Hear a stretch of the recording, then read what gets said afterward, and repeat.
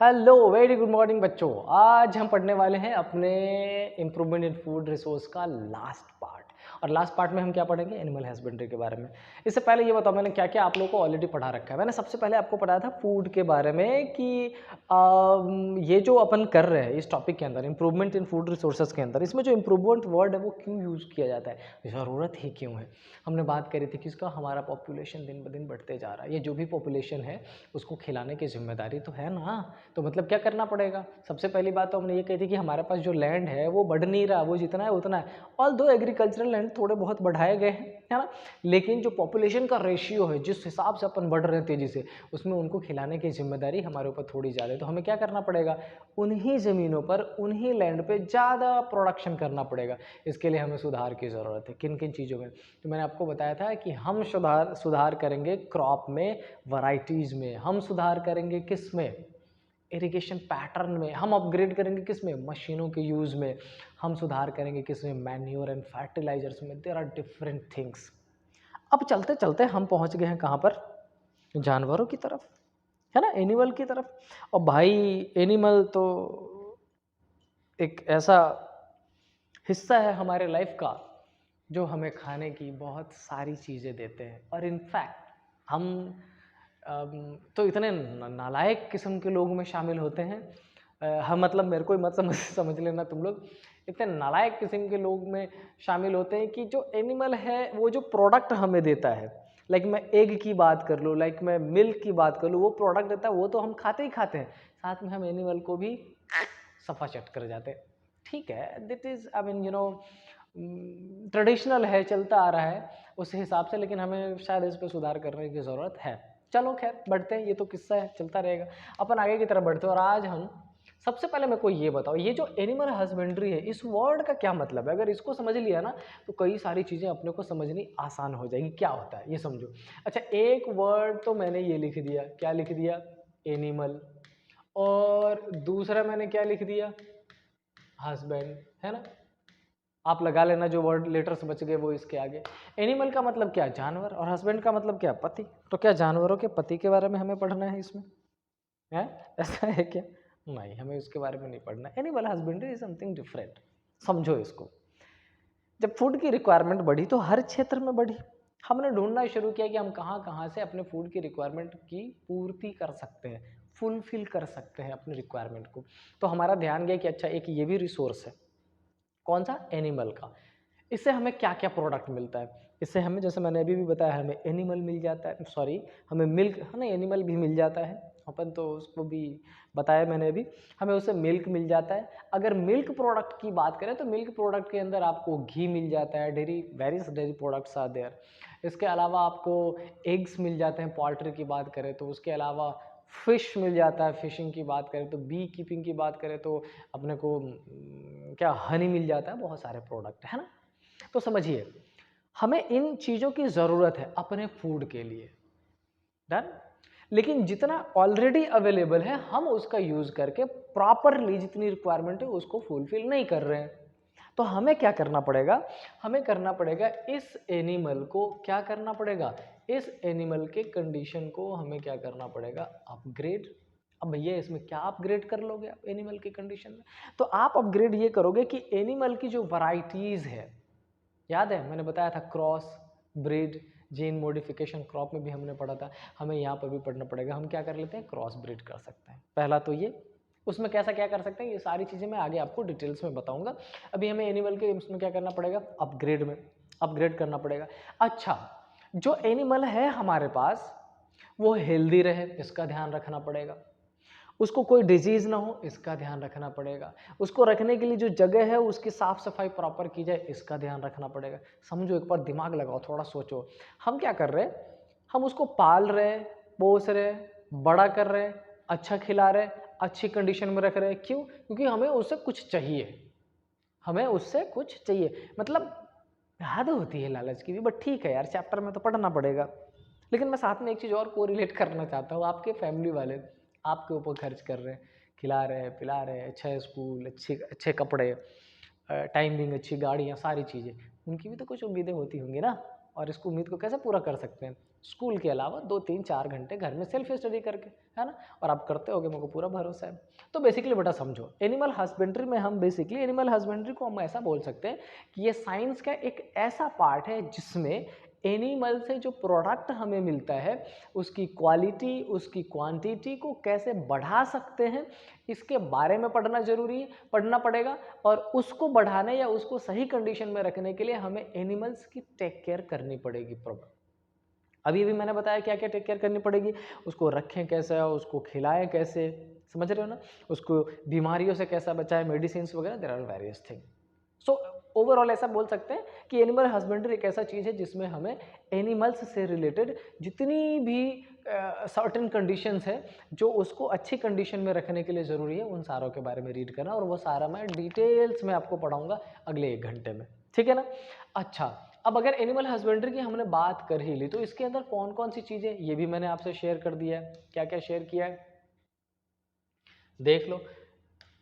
सबसे पहला animal husbandry का डेफिनेशन भी लिखा है, खुद से रीड करो और समझो क्या लिखा है मैंने इसमें लिखा गया है, branch of science deal with scientific management of animal. बहुत सिंपल टर्म में लिखा गया है, लेकिन ध्यान दीजिए क्या लिखा गया है, मैनेजमेंट, कैसा, साइंटिफिकली। मतलब ये कि हमारे जो लाइफ स्टॉक्स है, जो एनिमल्स है हमारे, वो हेल्दी सिचुएशन में रहे तो हेल्दी प्रोडक्ट देंगे, ज़्यादा प्रोडक्ट देंगे, यही है ना, ठीक है। अच्छा, it includes various aspects such as feeding, मतलब हमें क्या खिलाना है ताकि वो हेल्दी कंडीशन में रहे, ज़्यादा से ज़्यादा प्रोडक्ट दे हमें, मिल्क ज़्यादा दे हमें, एग्स ज़्यादा दे हमें, जो एग्स नहीं देता वो मीट ज़्यादा दे हमें, फिश उसको अपन देते हैं ना खाने की चीज़ें, जहाँ पे फिशिंग होती है वहाँ पे होता है वो बड़ा से बड़ा कैसे हो जाए, कम पीरियड में कैसे ग्रो कर जाए, बहुत सारी चीज़ें हैं इसमें। उसके बाद क्या है, ब्रीडिंग। ब्रीडिंग का बेसिकली मतलब आप समझ गए होंगे, 1 से 2, 2 से 4, है ना, ग्रो करने का।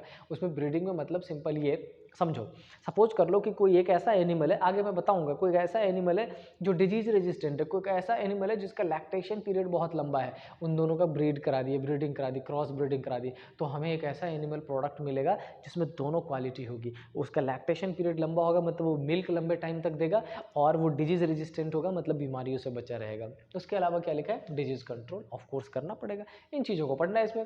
Animal based farming includes cattle. अब क्या क्या है, कैटल, गोट्स, शीप, अलग अलग टर्म्स है जिसमें बेसिकली अपन पढ़ेंगे क्या, poultry, fish farming and bee keeping. तो आज हम इसमें पढ़ने वाले हैं कैटल्स के बारे में, पोल्ट्री, और अगर टाइम रहा तो फिश के बारे में पढ़ाऊंगा, अदरवाइज फिश और बी कीपिंग अपन नेक्स्ट क्लास में पढ़ेंगे। फोटोज से आपको आइडिया लग ही गया होगा कि हम क्या क्या, ये हमारा किसका है, फिश से रिलेटेड, ये किसका है, बी से, ये आपको पता चली गया, पोल्ट्री, और ये क्या है, कैटल फार्मिंग। डन, चलो आगे देखते हैं आगे क्या है। नेक्स्ट समझो इसको, नेक्स्ट हमने ले लिया है सबसे पहले कैटल फार्मिंग। सी, कैटल फार्मिंग मतलब बेसिकली एनिमल्स से रिलेटेड हो गया। अपन किस चीज़ के लिए उसकी फार्मिंग करते हैं, 2 चीज़ों के लिए। एक तो रिक्वायरमेंट किस चीज़ की होती है, मिल्क की होती है।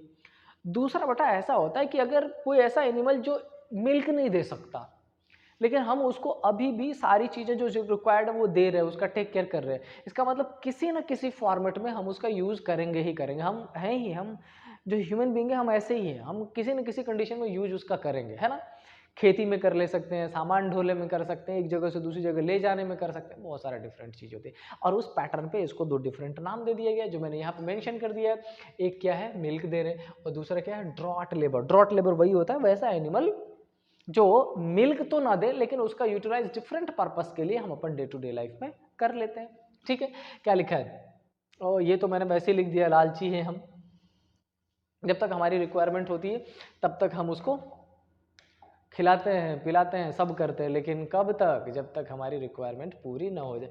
एनसीईआरटी क्या कहती है इसके बारे में, ध्यान रखना, मैंने पूरी कोशिश करी है कि आपको जब मैं पढ़ाऊं तो आपके एनसीईआरटी के एक एक लाइन को मेंशन कर दूं, क्योंकि कई बार बच्चे एनसीईआरटी के वर्ड्स में ही अटक के रह जाते हैं, और मैं वो नहीं चाहता। मैं चाहता कि ऐसे शानदार तरीके से पढ़े कि सारी चीज़ें क्लियर होती चले। क्या लिखा है, cattle husbandry is done for 2 purpose, जो पीछे हमने देखा था।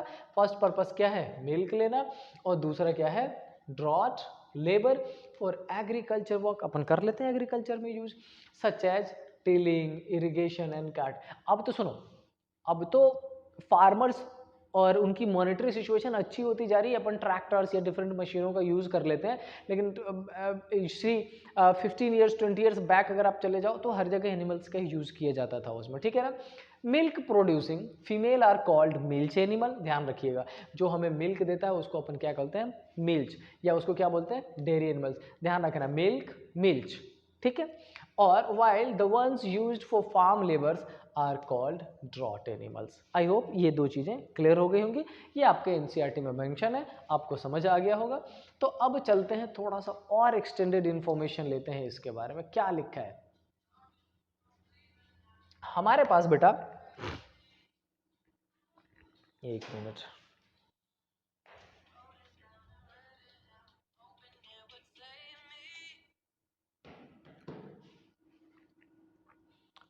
ठीक है। अच्छा, अब हमने जब बात कर ली किसकी, ड्रॉट की और मिल्च की, तो हमारे इंडिया में जो ज़्यादा देखी जाती है, जो ज़्यादा अवेलेबल है, जिसको इस चैप्टर में ज़्यादा ध्यान से पढ़ना है, वो दो चीज़ें आपके सामने है, एक क्या, काऊ, और एक क्या, बफेलो। इन दोनों का साइंटिफिक नाम भी मैंने मेंशन कर दिया है। क्या लिखा है, Indian cattle belong to 2 different species. अब बोलोगे सर स्पीसीज क्या है, तो बेटा थोड़ा सा आगे पढ़ेंगे, वैसे 9th क्लास में पहले ये चैप्टर था क्लासिफिकेशन वाला, जिसमें सारी चीज़ों के बारे में, उसका नेमिंग, टैक्सॉन, टैक्सोनॉमी, बहुत सारी डिफरेंट चीज़ें थी, वो था बायोलॉजिकल क्लासिफिकेशन के पार्ट में, लेकिन चूंकि अब हटा दिया है तो अभी ध्यान रखिए, स्पीसीज एक को बोलते हैं क्या, बॉस इंडिकस, बेसिकली क्या है ये, काऊ, और ये हमने कहाँ ले रखा है, ये, ठीक है। एक तो काऊ के जो सेगमेंट है, जो स्पीसीज है इसके, हाँ काऊ में ही डिफरेंट नेम मिलेंगे आपको, डिफरेंट वैरायटीज मिलेंगे आपको, आगे अपन पढ़ने वाले हैं। और दूसरा क्या है, बॉस बुबैलिस, इसको अपन क्या बोलते हैं, बफेलो। याद कैसे करें, तो जहाँ बुबैलिस है वहाँ बफेलो है, मतलब यहाँ पर भी बी यू गिवन है और यहाँ पर भी बी यू गिवन है, और ये हमारा बफेलो हो जाएगा। और यहाँ पे बॉस इंडिकस, ये बॉस और काउज, इसमें भी एस और इसमें भी एस समहाउ मैच करता हुआ है, या नहीं हो तो ये देखिएगा, कस और काउज, CUS COWS, समझ आया। यहाँ पर भी सेम वर्ड्स मैच करा, यहाँ भी मैच करा, तो हमारे यहाँ बेसिकली दो स्पीसीज हो गए इसमें कैटल फार्मिंग में। हम पढ़ने वाले हैं किसको, एक तो बफेलो को और एक काऊ को। काऊ का नाम क्या दे रखा है, बॉस इंडिकस, और बफेलो का नाम क्या दे रखा है, बॉस बुबालिस, ठीक है।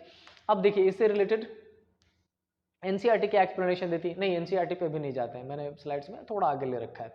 अब अपने को ये समझना पड़ेगा कि हमने अगर बॉस बुबालिस की बात कर ली या बॉस इंडिकस की बात कर ली, तो इसमें बेटा इंडियन भी चीज़ें होंगी और फॉरेन की भी होगी। फॉरेन का जो होगा उसको अपन क्या बोलने वाले हैं, एक्जोटिक बनने वाले हैं। इंडियन जो होगा वो लोकल हो जाता है, या उसको दूसरा इंडिजिनस भी बोल देते हैं, समझ आ रहा है। इसमें हमने सबसे पहले क्या लिखा है, एक्जोटिक और फॉरेनर। और जो बेटा इंडियन होगा ना, उसको अपन क्या बोलेंगे, उसको अपन बोलेंगे इंडिजिनस, है ना। इंडिजिनस मतलब जो हमारे यहाँ खुद जनरेट की होती है वो, ठीक है। अब क्या लिखा है इसमें, नाम क्या क्या है एक्सोटिक में, पहला मैंने दे रखा है जर्सी, ये आप क्या रहा, है ना। उसके बाद क्या है, ब्राउन स्विस, ये थर्ड रहा, brown Swiss, sorry second brown Swiss, और थर्ड रहा क्या, होल्स्टीन फ्रिशियन। अच्छा, इसके बारे में मैं एक खास क्वालिटी बताता हूँ, ये जो होल्स्टीन फ्रिशियन है, ये बटन वर्ल्ड का सबसे ज्यादा लैक्टेशन पीरियड वाला काऊ है, वर्ल्ड के सबसे ज़्यादा लैक्टेशन पीरियड। अब आप बोलोगे लैक्टेशन पीरियड क्या है, और आगे एक्सप्लेन करूंगा मैं। लैक्टेशन पीरियड बेसिक होता है क्या है कि जब एक गाय एक काफ देती है, बच्चा देती है, उसके बाद उसका दूध आना शुरू होता है, तो वो जो दूध देने का जो पीरियड है वो जितना लंबा होता है ना, गाय उतनी अच्छी क्वालिटी की समझी जाती है, क्योंकि वो ज़्यादा दिनों तक देगा हमें जो रिक्वायरमेंट है इसीलिए। और वो जो है ना किसका, होल्स्टीन फ्रिशियन का, इसका बेटा 300 to 305 डेज का लैक्टेशन पीरियड होता है। अल्दो कुछ काउज ऐसे भी हैं जिसका 250 का होगा, अलग अलग होगा। चलो देख लेते हैं क्या लिखा है, क्रॉस ब्रीडिंग। लेकिन क्रॉस ब्रीडिंग से पहले थोड़ी सी इंफॉर्मेशन और, foreign breeds for example Jersey, brown Swiss are selected for long lactation period. मैंने अभी भी बताया था उसका लैक्टेशन पीरियड लॉन्ग होता है। लेकिन बेटा जब इंडियन काऊ की बात अपन करते हैं ना, डिजीज रेजिस्टेंट होते हैं, नाम आगे मेंशन कर रखा है मैंने, जिसमें साहिवाल सबसे ज़्यादा अच्छा डिजीज रेजिस्टेंट होता है। क्या लिखा है, local breed for example red Sindhi, क्या लिखा है, Sahiwal show excellent resistant to disease. मैंने शुरू में ही बताया था कि हमें एक बेस्ट प्रोडक्ट चाहिए, शानदार। शानदार इन द सेंस कि वो हमें प्रोडक्शन भी मिल्क का ज़्यादा देता रहे, और शानदार इन द सेंस कि उस पर हमें ज़्यादा खर्च करने की भी ज़रूरत ना पड़े, टेक केयर करने की भी ज़रूरत ना पड़े, बीमारी हो जाएगा खर्च करना पड़ेगा। तो हम लाए कहाँ से? तो हमने देखा कि भाई फॉरेन ब्रीड वाला लैक्टेशन पीरियड ज़्यादा, लेकिन इंडिया में सर्वाइव नहीं कर पाएगा। हमारा वाला जो है वो रेजिस्टेंट तो है, बीमारी तो नहीं होती, बट लैक्टेशन पीरियड कम है, दूध कम देता है, तो दोनों को क्या करा दिया, ब्रीड, एक का मेल एक का फीमेल ब्रीड करा दिया, नया निकल के आएगा। नाम आगे लिख रखा है, बताता हूँ आगे, ठीक है। आगे चलते हैं। तो ये क्या है, the two can be cross bred to get animals with both the desired quality. हम उसको डिजायर्ड क्वालिटी मान लें, ठीक है, यही है। अब देखो फॉरेन ब्रीड वाला क्यों है, दोबारा रिपीट हो गया है, उसको छोड़ के चलते हैं आगे। आगे यहाँ पे लिखा है लैक्टेशन पीरियड क्या होता है, समझो ध्यान से। अभी भी ऑल्दो मैंने बता दिया, लेकिन चूंकि एनसीईआरटी के लाइंस मैंने सारे ही मेंशन कर लिए आपके लिए, तो बताना जरूरी है। क्या लिखा है, milk production depends to some extent on the duration of lactation period, है ना। ये lactation period meaning the period of milk production after the birth of calf। एक गाय को जब बच्चा होती है, जब बच्चा दे देती है, तब से लेके जितने दिनों तक वो दूध देते रहती है, उसी को उसका लैक्टेशन पीरियड मिलते हैं। So milk production can be increased by increasing the lactation period. मतलब सिंपल सी बात बोलो, समझो, आप अभी दिन में 2 घंटे पढ़ रहे हो, एक दिन में होमवर्क में 2-4 पेजेस कम रह जा रहे हैं, 10 पेज मिल रहा है, 20 पेज मिल रहा है, 2-4 पेज कम जा रहे हैं। अच्छा, अगर मैं आपको सप्ताह भर में बोलूँ कि बेटा आप पूरे 6 दिन का शेड्यूल बना लो, 6 दिन पढ़ो, आप कितने दिन पढ़ रहे हो? 4 ही दिन पढ़ रहे हो, ठीक है। आपने उस 4 दिन को बढ़ा के 6 दिन कर दिया, रोज 2-2 घंटे 3-3 घंटे पढ़ो, आपने कितने दिन कर दिए? 6 दिन। ऑफकोर्स आपका काम बढ़ जाएगा, समझ आई बात। वैसा ही होता है लैक्टेशन पीरियड, मतलब दूध देने का जो पीरियड है उसको बढ़ा देने का। डन। अब समझो, आखिर एनिमल्स से उसका प्रोडक्ट लेने के लिए हमें एनिमल के ऊपर किन किन चीज़ों का ध्यान रखना पड़ेगा, हम अब उसके बारे में पढ़ना। ऐसा तो है नहीं कि भाई हम कहीं से लेके आ जाए, किसी भी कंडीशन में रख रहे हैं और उसे दूध लिए जा रहे हैं, देगा नहीं, बिल्कुल भी नहीं। आपको ना खिलाए पिलाया जाए सही से, आपको खिलाने पिलाने के बाद पढ़ने को तैयार नहीं हो, ना खिलाए पिलाया जाए, पता ही नहीं क्या करोगे, है ना।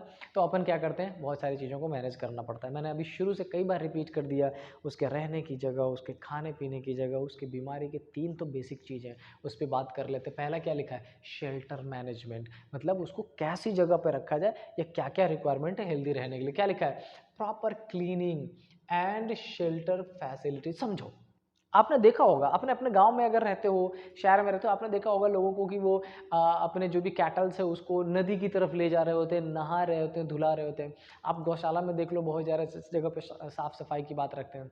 गौशाला का नाम आते ही पता नहीं मेरे दिमाग में एक एक सनक सी सवार हो जाती।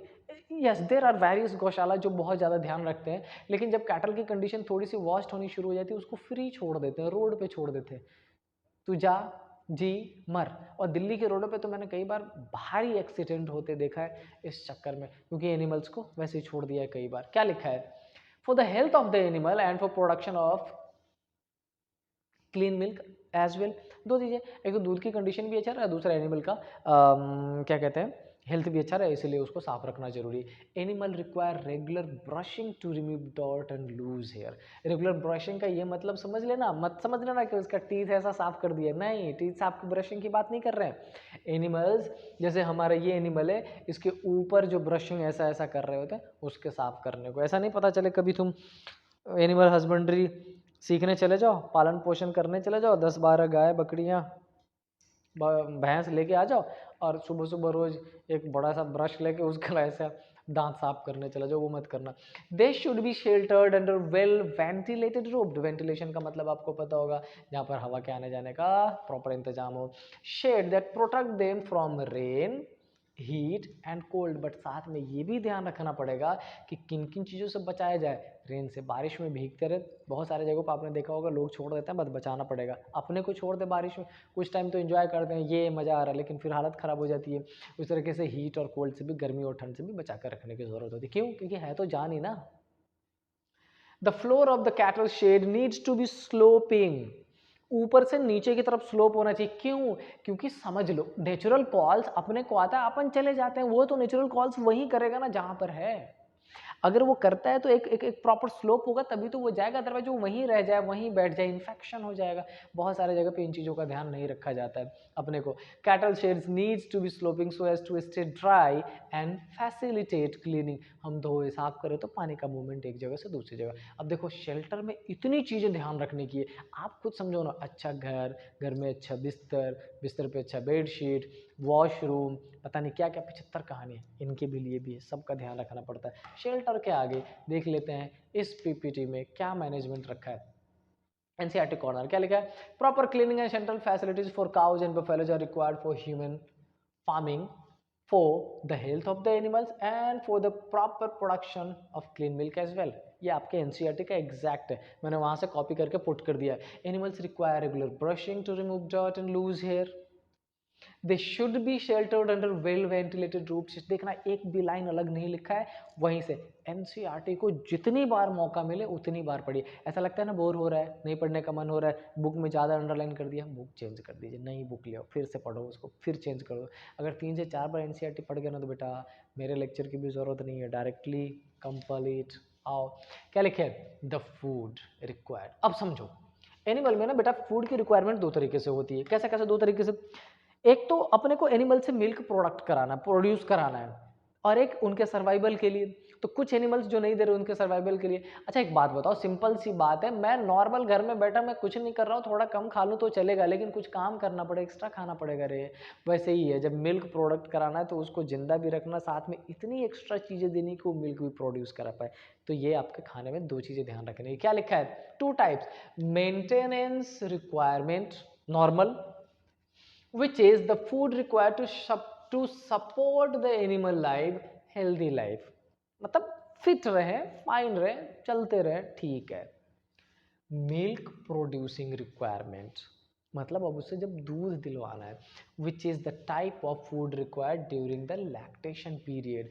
जब वो दूध दे रही है तो उसको क्या खिलाए, कितना खिलाए, कब खिलाए, क्या मिक्स करें। कहीं तो पगले लोग इंजेक्शन घुसड़ देते हैं, इंजेक्शन दे दें ताकि दूध ज़्यादा से ज़्यादा दे। अरे वो भी जान है, थोड़ा ध्यान रखो, पता चले। मेरे को तो पता है हर गलत चीज़ में एक चीज़ ध्यान में आता है, ऊपर वाला है कहीं ना कहीं देख रहा है। एक मैंने इंस्टाग्राम पे भी रील्स देखा था जिसमें देखा था कि आदमियों के साथ वैसा बिहेव किया जा रहा है जैसा एनिमल के साथ बिहेव किया जा रहा है। कैसा?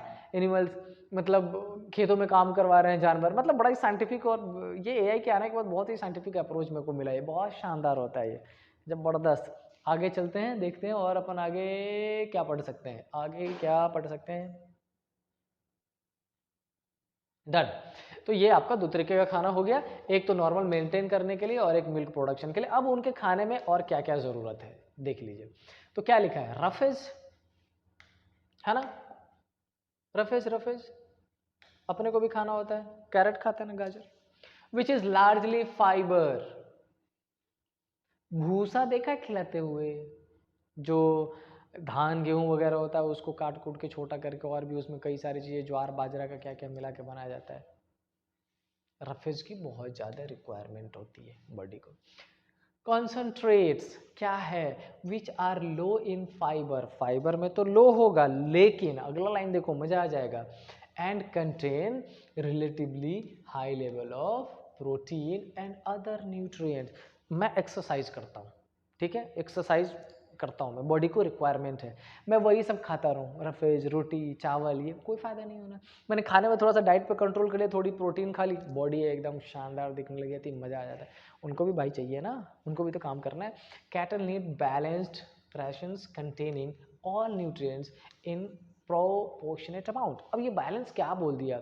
जैसे आप समझो, आप सुबह उठो, चिप्स खा लिया, दिन में 12 बजे घर गए, स्कूल आए, खाने का मन नहीं है सर, क्यों? क्योंकि रास्ते में चलते हुए फिर चिप्स खा लिया, फिर कुछ खा लिया, फिर कुछ खा लिया, ऐसा बला बला बला बाहर का, तबीयत खराब हो जाती है ना।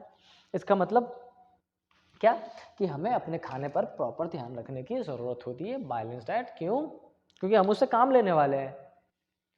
Besides such nutrients, foods, certain feed additives। अब ये समझो, ये यही है, मैं normal day to day life जी रहा हूँ, मेरे को जितनी रिक्वायरमेंट उतना खा रहा हूँ, मेरे को उस पर कुछ ऐड ऑन करने की जरूरत पड़ेगी, एनर्जी एक्स्ट्रा रिक्वायरमेंट फुलफिल करने के लिए। Additive containing micro nutrients promote the health and milk output of the असुर, ये सारी चीजें अपन क्यों कर रहे हैं? End of the day NCERT भी वही बात कहती है जिससे मेरे को बहुत नफरत है। हमें क्या लेना है उससे?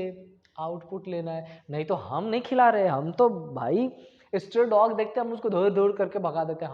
हम क्यों खिलाएं? है कुछ लोग खिलाते हैं लेकिन ज़्यादातर नहीं ही खिलाते हैं। बढ़ते हैं आगे, अपन चैप्टर की बात कर लेते हैं। तुम भी बोलोगे सर पढ़ा दो पढ़ा दो पढ़ा दो। डिजीज मैनेजमेंट सुना, पैथोजन का नाम आपने सुना होगा, जिनसे बीमारियां लग जाती, क्या होता है क्यों होता है समझ लो उसको। क्या लिखा है? Cattle suffers from number of disease, जैसे अपने को होता है वैसे कैटल्स को भी हो सकता है। क्या क्या? द डिजीज बिसाइड्स कॉजिंग, अच्छा उसकी वजह से क्या क्या हो सकता है? आदमी मर सकता है, जानवर भी मर सकता है, आदमी के काम करने की कंडीशन कम हो सकती है, उनके भी दूध देने की जो कैपेसिटी वो कम हो जाएगी। बीमारी होगा तो नुकसान होगा बॉडी को नुकसान होगा तो हम प्रॉपर नहीं कर पाएंगे। आपको बुखार लग जाता है, स्कूल नहीं आते, नहीं भी लगता तब भी नहीं आते, बहाना बना देता, आज मैं नहीं जाऊंगा, पेट में दर्द है, स्कूल का टाइम खत्म, पेट दर्द खत्म। ये पता नहीं कौन सी मेडिसिन है, टाइम टिक टिक टिक टिक खत्म, पेट दर्द टिक टिक टिक टिक खत्म, एकदम जबरदस्त। आगे आ जाओ। द पैरासाइट्स ऑफ कैटल में both external parasite and internal parasite. जी, एनिमल्स के एक्सटर्नल और इंटरनल का मतलब बॉडी के अंदर और बॉडी के बाहर। इसीलिए याद है हमने पढ़ा था ब्रशिंग करने का मतलब बॉडी के ऊपर जो होता है वो। क्या लिखा है?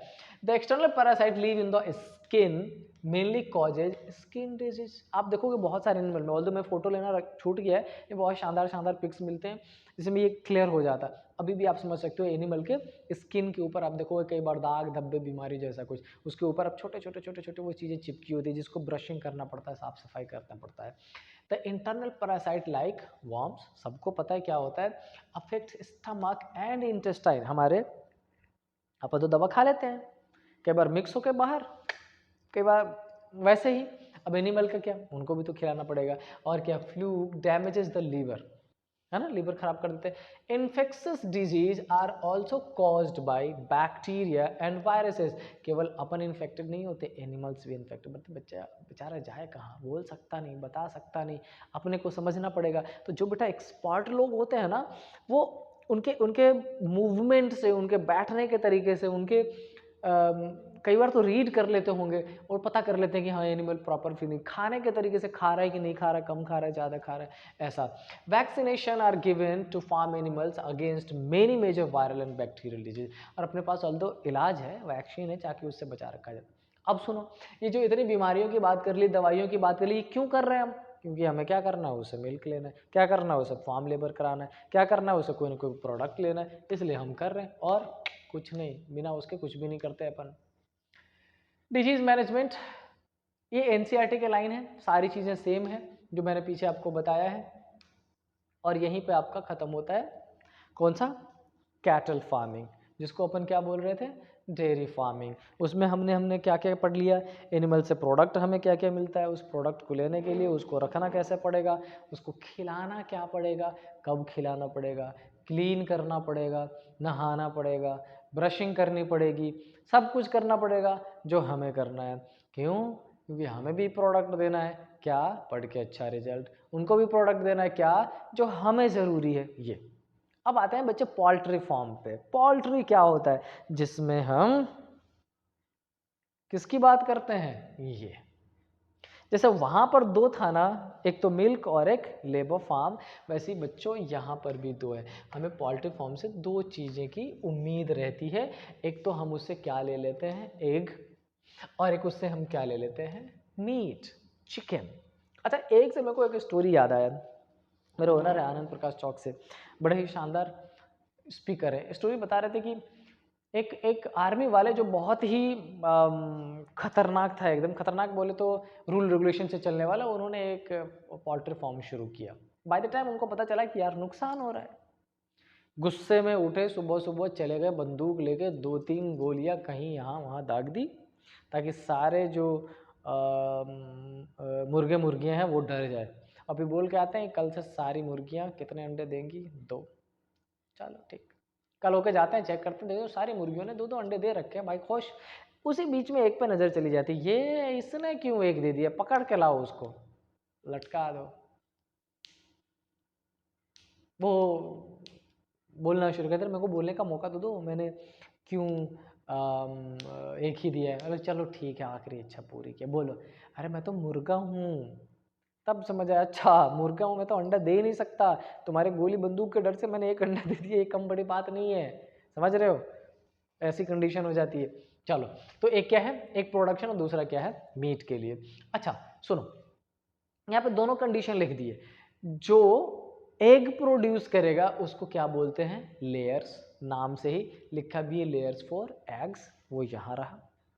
और जो ब्रॉयलर्स यानी कि जो मीट देगा उसको अपन क्या बोलते हैं, ब्रॉयलर्स। यहाँ पर दो नेम ध्यान से याद रख लीजिएगा, लेयर्स एंड ब्रॉयलर्स। इन दोनों के बारे में पढ़ना पड़ेगा आपको, इनके डिफरेंसेस क्या है, सारी चीज़ें बताने वाला हूँ डिटेल्स में। फिलहाल इतना कि पोल्ट्री फार्मिंग हम दो पर्पज से करते हैं, पहला तो एग के लिए और दूसरा चिकन के लिए, मतलब मीट के लिए। जो हमें एग देता है उसको हम क्या बोलते हैं, लेयर्स, और जिससे अपन मीट लेते हैं उसको अपन क्या बोलते हैं, ब्रॉयलर्स। डन, चल लेते हैं अब आगे। आगे देखो क्या कह रहा है, बताएगा कुछ। सबसे पहले लेयर्स और ब्रॉयलर्स में डिफरेंस ही दे दिया है, पढ़ लो, पढ़ना तो है ही। क्या लिखा है समझिए, ब्रॉयलर्स क्या करता है और लेयर्स क्या करता है। Layers primarily raised for egg production, wild purpose किस चीज़ का है, मीट प्रोडक्शन। हम कुछ ना कुछ लेंगे, नहीं तो तुम्हें नहीं खिलाएंगे। सेक्स प्राइमरली फीमेल्स, अंडे देने वाली फीमेल चित होगा, वो मुर्गा वाली स्टोरी तो अलग थी, डिफरेंट थी। कैन बी ईदर मेल और फीमेल, यहाँ तो बक्सा ही नहीं जाएगा किसी को, दोनों ही। Growth, they grow slower than broilers, अच्छा इसकी ग्रोथ जो होती है वो ब्रॉयलर से कम होती है।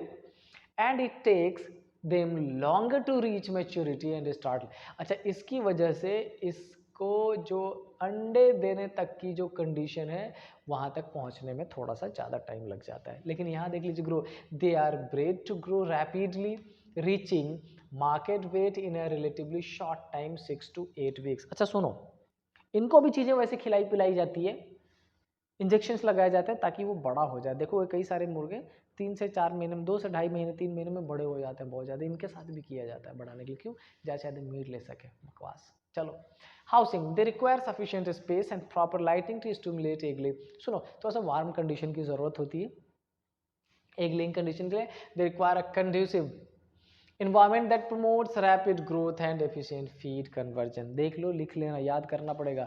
डाइट में क्या क्या होता है, एक प्रोडक्शन के लिए क्या क्या चाहिए, including a balanced mix of protein, उसके बाद vitamin and minerals, especially calcium for strong eggshell. समझ आई बात। अच्छा, अंडे की जरूरत क्यों होती है, दो तरीके से, या तो डायरेक्टली अपन अंडा खा ले, या उस अंडे का यूज़ करके क्या कर ले, बच्चा प्रोड्यूस करवा ले, ब्रीड करा ले, है ना। समझ आ रही बात। तो ये चीज़ें अपन अंडे, कहते हैं ना कि भाई खूब प्रोटीन एक्सरसाइज करो तो अंडा खाओ, उसका वाइट वाला पार्ट, इनको भी तो खिलाना पड़ेगा, खिलाओगे तभी तो देगा बदले में, नहीं खिलाओगे तो कहाँ से देगा। अच्छा, इसमें क्या diet, they diet is high energy, protein and fats, ताकि वो रैपिडली ग्रो कर जाए, बड़ा हो जाए। ये आप ध्यान रख लेना, इसमें बहुत खास, बहुत मुश्किल नहीं है, सिंपल है। अब थोड़ी सी इन्फॉर्मेशन अपन फॉरेन और इंडियन के बारे में पढ़ लेते हैं। अच्छा देखो, इंडियन कुछ मुर्गे मुर्गियां हैं जिसका नाम बेटा याद रख लेना, एमसीक्यू में पूछ लेगा कि कौन सा एग्जोटिक है कौन सा इंडियन है। यहाँ पर क्या लिखा है, इंडिजिनस। इंडिजिनस का क्या मतलब, जो इंडिया में, नेटिव, लोकल, क्या क्या है, असील, कड़कनाथ, चिट्टागोंग, ब्रह्मा, ये। These breeds are known for their hardiness, disease resistance and suitability for both meat and egg production। सबसे पहला सुनो, जब अपन कैटल फार्मिंग पढ़ रहे थे ना, मैंने तब भी आपको बताया था, इंडियन याद है, सहीवाल, क्या था वो, डिजीज रेजिस्टेंट था, बाहर से लेके आए थे, क्या था वो, लैक्टेशन पीरियड। वैसे यहाँ भी देख लो, याद रखना, इसमें है क्या, डिजीज रेजिस्टेंस, है ना, सुटेबिलिटी फॉर मीट और एग दोनों के लिए। इसमें खास इंपॉर्टेंट नहीं, आपको नाम याद रखना पड़ेगा, नाम ये असील, कड़कनाथ, चिटगांव, ब्रह्मा एंड बसरा, ये याद रख लीजिएगा। अच्छा, वैसे ही कुछ आपको एग्जोटिक भी मिलेंगे, ये रहे एग्जोटिक, कौन कौन सा है, Leghorn, White Plymouth Rock and Rhode Island Red. अच्छा, इसमें भी स्पेसिफिक क्वालिटी अगर मेंशन करूं तो क्या होता है, जैसे वहां पर डिजीज रेजिस्टेंट था, वैसे यहाँ पे एग प्रोड्यूस करने के, अंडे देने के जो कंडीशंस होते हैं, नंबर्स ऑफ एग्स जो बोलेंगे, कुछ की वो ज़्यादा होती है। फिर क्या कर पाओगे, ब्रीड, क्यों, अपने को तो प्रोडक्शन चाहिए ज़्यादा से ज़्यादा, जहाँ से भी मिल रहा है, जो करने से भी मिल रहा है, सब कर दो। समझ रहे, नाम याद रख लीजिएगा, Leghorn, White Plymouth Rock and Rhode Island Red, आपके बुक में इसमें से 2 नेम गिवन है, ठीक है। फोटो याद करने की जरूरत नहीं, फोटो नहीं पूछेगा आपसे कि ये कौन सा है। चलो अब देखो एनसीईआरटी क्या कहती है, डिजीज मैनेजमेंट नहीं, डायरेक्टली पहले एनसीईआरटी पढ़ लेते क्या कहती है। एनसीईआरटी क्या कह रही है, poultry farming is undertaken to raise domestic fowl for eggs production, chicken meat. ये आपके एनसीईआरटी क्या एग्जैक्टली कॉपी, क्या लिखा गया देख लो। Therefore improved poultry breeds are developed and farm to produce layer for eggs and broilers for meat. कितना शानदार लिखती है एनसीईआरटी, मजा ही आ जाता है, एकदम राइम टाइप का लगता है। इस पूरे पैसेज में उतनी बातें कह दी जो मैं पिछले 10 मिनट से पढ़ाए जा रहा हूँ, एक पैसेज में बोला गया है उसको। इसीलिए एनसीईआरटी को पढ़ना और उसके हर वर्ड्स का क्या यूज है, कैसे एक्सप्लेन कर, वो बहुत ज़्यादा इंपॉर्टेंट होता है, ठीक है ना। तो क्या क्या है वो दे दिया, the cross breeding programme between Indian indigenous for example Aseel and foreign exotic for example Leghorn breeds for variety improvement are focused on to develop new varieties for the following desirable traits. Traits मैंने आगे लिखा है, but समझ आई ना बात। हमने Indian कौन सा ले लिया है, असील, फॉरेनर कौन सा ले लिया है, लेगहॉर्न। क्या कराने वाले हैं, क्रॉस ब्रीड। क्यों, हमें चाहिए क्या, एग ज़्यादा से ज़्यादा, हमें चाहिए क्या, मीट ज़्यादा से ज़्यादा, हमें चाहिए क्या, कम टाइम में जो मुर्गा है वो बड़ा हो जाए ज़्यादा से ज़्यादा, हेवी हो जाए ज़्यादा से ज़्यादा, एग देने के जो पीरियड है वो लंबा रहे, ज़्यादा देगी। डन, आगे चलते हैं। इसलिए क्या कराना पड़ेगा, क्रॉस ब्रीड। ये देखो ये इंपॉर्टेंट है, इसको याद कर लेना बेटा, बहुत जरूरी है। क्या क्या ट्रेड्स है, सबसे पहले क्या लिखा है, for variety improvement cross breeding is done to develop new varieties with these traits. Traits का मतलब ये खास खास क्वालिटी होने चाहिए। क्या क्या होना चाहिए, number and quality of chicks, है ना, ज़्यादा से ज़्यादा होने चाहिए, नंबर भी ज़्यादा होना चाहिए और क्वालिटी भी शानदार होना चाहिए। Dog boiler parent for commercial चिक प्रोडक्शन, ड्रॉप ब्रॉयल। अब समझो, मैंने पहले आपको बताया था कि जो एग देगा उसको क्या बोलते हैं, लेयर्स, और जो मीट देगा उसको क्या बोलते हैं, ब्रॉयलर। हम किसकी बात कर रहे हैं, ब्रॉयलर की। क्यों, क्योंकि हमें क्या चाहिए, चिक प्रोडक्शन, मतलब मीट चाहिए, चिकन मीट, चिकन मीट चाहिए। इसके लिए चिक में देख के कंफ्यूज मत हो जाना।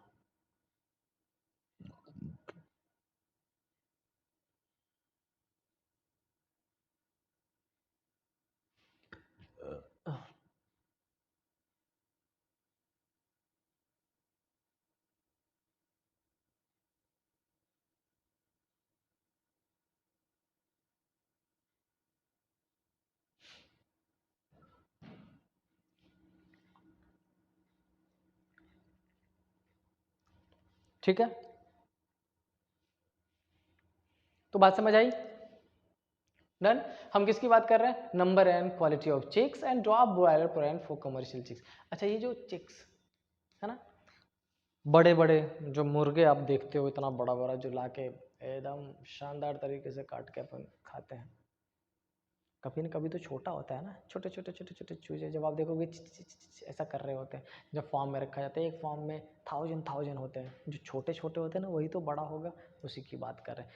क्वालिटी अच्छी हो, प्रोडक्शन ज़्यादा हो, that is summer adaptation capacity, मतलब गर्मी में ठीक रहे, टॉलरेंस टू हाई टेम्परेचर होनी चाहिए क्वालिटी, समझ रहे हो। और उन सबसे इंपॉर्टेंट देखो कितने नालायक है अपन, क्या कह रहे हैं, लो मेंटेनेंस रिक्वायरमेंट। वैसी ब्रीड डेवलप करो जिसपे खर्च कम हो, चिक्स ज़्यादा से ज़्यादा नंबर्स में आए, एग्स ज़्यादा से ज़्यादा हो, मिल्क का प्रोडक्शन, सॉरी मिल्क नहीं दे सकती मुर्गी, मीट का प्रोडक्शन ज़्यादा से ज़्यादा हो, लेकिन अपन खर्च कम करेंगे, नहीं करेंगे, बहुत रेयर करेंगे, है ना। क्या क्या क्वालिटी चाहिए, टेम्परेचर में भी सही रह पाए, क्या क्वालिटी चाहिए, reduction in the size of egg laying bird with ability to utilise more fibrous cheaper diets formulated using a agriculture by product. खिलाने के लिए एग्रीकल्चर बाई प्रोडक्ट, अपन खेती करते हैं ना, साथ साथ में कुछ क्या क्या खाता है, चिकन, उन चीज़ों का प्रोडक्शन, समझ रहे हो।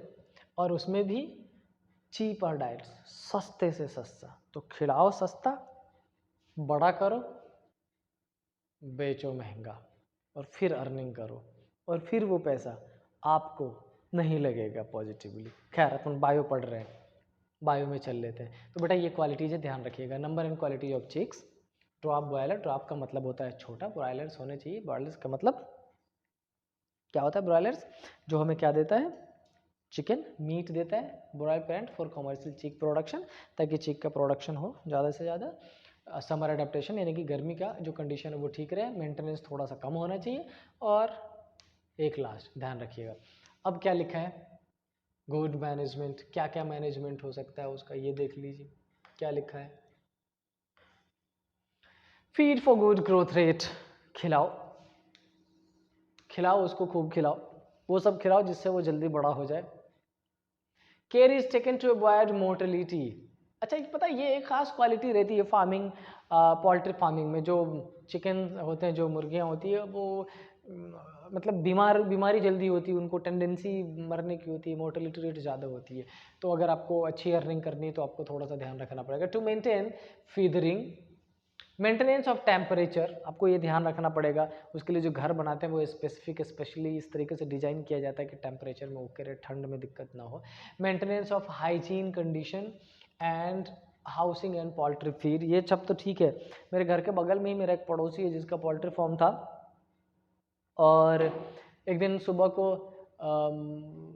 रोना गाना शुरू हो गया बेचारे का। पता चला क्या हुआ, तो उसके अंदर कोई जानवर बिल्ली टाइप का होता है, पता नहीं बिल्ली जैसी होती है, वो घुस गया और उसने बहुत सारे मुर्गियों को काट दिया था, भारी नुकसान हो गया था उसका। Prevention and control of disease and paste, आपको वहाँ पर इन्फेक्शन से भी बचाना है, डिजीज से भी, और पेस्ट का मतलब जो छोटे मोटे कीड़े मकोड़े होते हैं जिसकी वजह से बीमारियाँ फैलती है, उन चीज़ों से भी बेटा इसका ध्यान रखने की ज़रूरत है। डन। अब क्या कहती है आपकी NCERT, egg and broiler production management. आपकी एनसीईआरटी जो हमने ऊपर पढ़ लिया उसी लाइन को कैसे एक्सप्लेन करती है। Broiler chicken are fed with vitamin rich, जिसका गोश्त ज़्यादा होना चाहिए, मीट ज़्यादा होना चाहिए, क्या होगा, vitamin rich. Supplementary feed, good growth rate and better feed efficiency, है ना। Care is taken to avoid mortality and maintain feathering and carcass quality, यही तो पिछले वाले स्लाइड में बताया था मैंने आपको। और क्या लिखा है, they are produce as broiler and sent to market for meat purpose. For good production of poultry birds, good management practice are important, बिल्कुल इंपॉर्टेंट है। खिलाओगे अच्छे से, पिलाओगे अच्छे से, रखोगे अच्छे से, टेक केयर करोगे अच्छे से, अंडा मिलेगा अच्छा, चिकन मीट मिलेगा अच्छा, यही बात कही गई। एनसीईआरटी भी शानदार लिखती है, एकदम मज़ा ही आ जाता है। आगे और कुछ है क्या। The housing nutritional environmental requirement of broilers, अब ये भी मैंने बताया, somewhat different from those of egg layers. अच्छा एग लेयर से थोड़ा सा डिफरेंट होता है, एग लेयर को क्या रिक्वायरमेंट है देख लेते हैं। The ration daily food requirement for broilers is protein rich. Broilers के लिए क्या चाहिए, प्रोटीन रिच, मतलब सिंपल सी बात है, अपने को मीट चाहिए, प्रोटीन रिच है, विद एडिक्वेट फैट, फैट भी एडिक्वेट होना चाहिए। The level of vitamin A and K is kept high in the poultry feed. ध्यान रखना एमसीक्यू बन सकता है, और इस पर्टिकुलर पैसेज से ही एक क्वेश्चन बन जाएगा कि कैसा फूड मैनेजमेंट उसका रखना पड़ेगा, हमें क्या क्या देना पड़ेगा। उसके अंदर प्रोटीन की क्वांटिटी होनी चाहिए, एडिक्वेट फैट होना चाहिए, विटामिन में ए और के ज़्यादा होना चाहिए, प्रोटीन विटामिन में ए एंड के, और फैट एडिक्वेट होना चाहिए। क्या लिखा, poultry fowl suffer from a number of disease caused by virus, bacteria, fungi, parasites as well as from nutritional deficit. जब हम कंजूसी कर देते हैं, कुछ बीमारियां तो बाहर से लगती है, जब अपन कंजूसी करते हैं तो और बीमारियां लग जाती है।